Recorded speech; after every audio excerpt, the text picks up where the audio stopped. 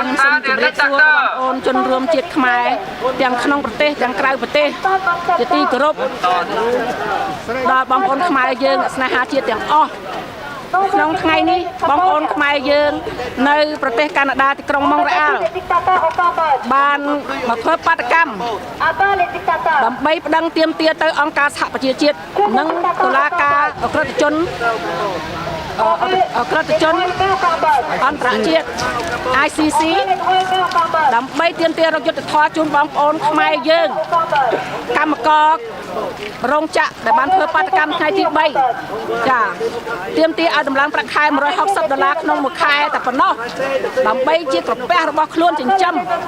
ជីវិតរបស់ខ្លួនឲ្យគួរសមបន្តិចតែបានមកវិញគឺថាដោយការគម្រាមកំហែងគៀបសង្កត់វាយធ្វើបាប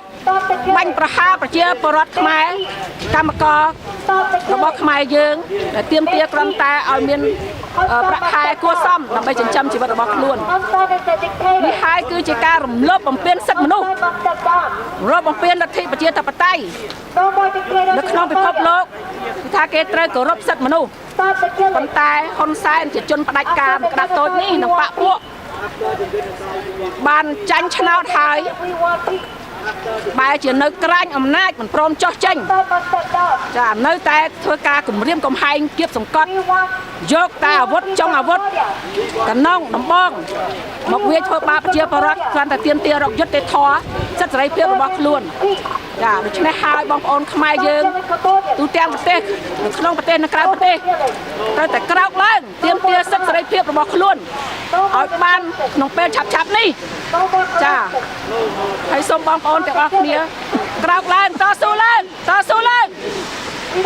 ហ៊ុនសែនអើយចោះចេញទៅប្រាចេញទៅហ៊ុនសែនចោះចេញទៅហ៊ុនសែន must go ហ៊ុនសែន Vegas